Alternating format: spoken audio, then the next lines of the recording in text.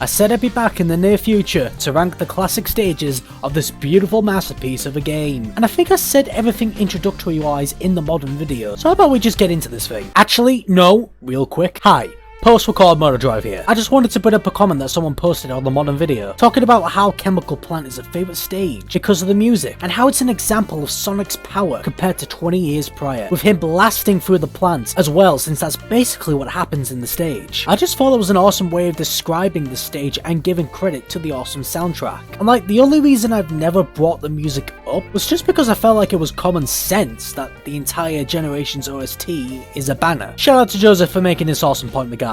Anyway, we've got a lot of positive vibes in our system now, right? Oh, that's good, because as post-record Motor Drive, I can tell you with full sincerity, that's about to change in a couple seconds. Number 9, Planet Wisp. When I made the modern video, I was not expecting to hate any of these stages. Hell, I said this in that video. I wouldn't say any of the generation stages are bad. I withdraw my argument. This stage has to have been made by whoever made those stupid Cat Mario games back in the day or something. First of all, the entire gimmick of the stage is complete garbage. Much like the modern version, you use a particular wisp to get through the stage. This time, it's the Spike Wisp. I hate this thing. So you basically use this to get around the stage, spinning on these wheels to open up pathways to further advance through the stage. What the hell do you think I'm going to say about this? I feel like the start of the segment says it all. Crap, mega crap. The Spike Wisp is so annoying to use. The wheels are so annoying to spin on, and the obstacles Cat Mario inspired. Because what kind of evil, sadistic human decides to put a rocket trap here, of all places? I legit raged at this part, and that's what made me realise, yeah, this game actually has a bad stage. I'm pretty sure it's possible to download saves for this game when on PC. Yeah, do that. Do that, so you don't even have to bother going through this stage. Seriously, you can thank me later. Number 8, Sky Sanctuary. The modern stage only got as high as number 7, and this one hasn't done any better for me. 2 big hindrances stop this stage from getting any higher. First off, hey, that Cat Mario creator is back again, because what the hell is up with these egg robos? Shooting you down before you can even do anything about it to begin with. It was incredibly frustrating to lose my rings like that. Almost as frustrating as the final part of the stage, where you have to run on the pod, using your speed to move it up and down. And because I am a certified idiot, I never really learned how to control this thing. The rest of the stage is pretty good, but again, like I said in the modern video, some just have their hindrances. These are some pretty big ones. Alright, enough. Number 7, Crisis City, another area in Sonic's history that hasn't left a favourable impression on me, with this stage coming 8th in the modern video. Now this version of the future hell isn't as bad, until the final part of the stage anyway. After blasting through collapsing buildings and speeding through fire monsters, you make it to the end of the stage.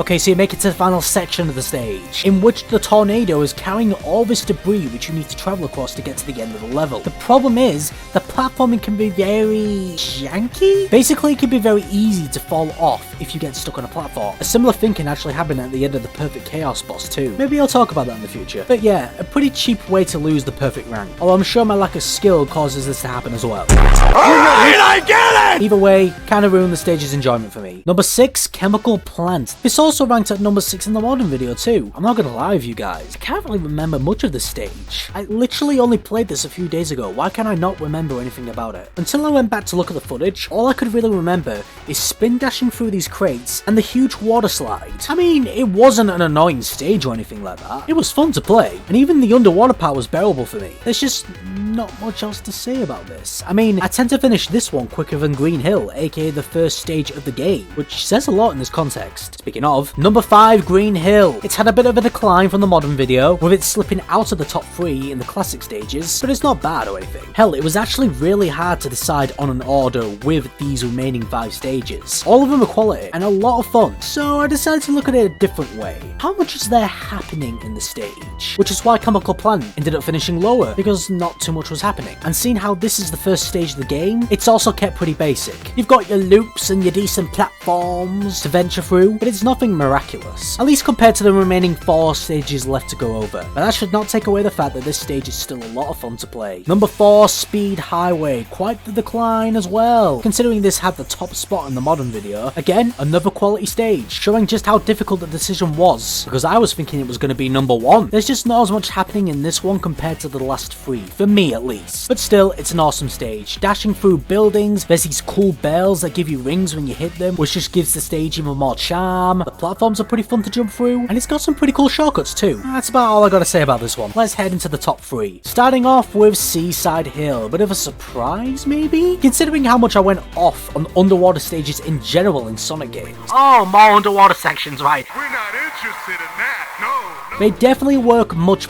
better in the classic format rather than the modern. I actually ended up having a lot of fun with these sections, especially these pull parts where you gotta time it, otherwise there's multiple different ways you can go during the middle of the stage, all spawning a load of nostalgic cannons from Sonic Heroes. And speaking of heroes, another great callback, running away from the pillar like it's the end of Ocean Palace. Crazy that I ended up liking this version more than the modern version, and it's here where it kinda hit me. I said in the modern video how those stages would totally wreck the classic ones if I had ended up making a combined list instead of the separate two. I've got to disagree with that now. I feel like some of these classic stages could easily fight against the best that the modern acts brought to the table, and I'm happy I was wrong here. Besides Planet Wisp, of course. I had a blast going through these. When I initially thought before, it was going to be a chore to do. That wasn't the case at all, and these final 2 stages solidified that thought. Number 2, City Escape. Okay, you know what?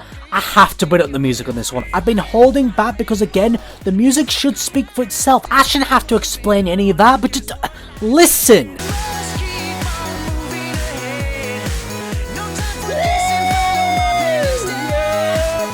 I'm doing a little dance, doing the dance. Yeah, right? Just touch it to my face! Sold out every copy. Having an amazing soundtrack further adds to the brilliance of a game. Even though Planet Wisp is hot shit, the music for both acts is still great. Anyway, back to City Escape. Oh, look who's back. The whole premise of the stage is running away from the gun truck, jumping onto higher platforms to avoid being squashed like a pancake. There's a bloody skateboard you get to use, and that final scene of you running through the goal sign whilst the truck crash and burns. It's brilliant. Top-notch stuff here. It was a close one. How do I move forward to number 1 here? While City Escape felt like a 5-star movie scene, Rooftop Run felt like an entire damn adventure. I was shocked at just how much fun I had with the classic version of Rooftop Run, because 9 years ago, I hated this stage, but then I actually got better video games. So, what does Rooftop Run's classic variants do then? You use platforms and balloons to get higher up through the city of Spagonia, making your way inside and dodging all the Mega Mushroom barrels before spinning your way into the clock tower, avoiding the laser drones that refuse to give you a break before you make your way to the clock's center,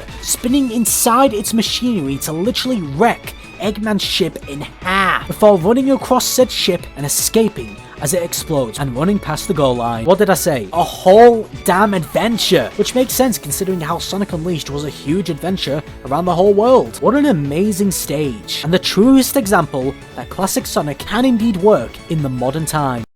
For sake. But yeah, there we go.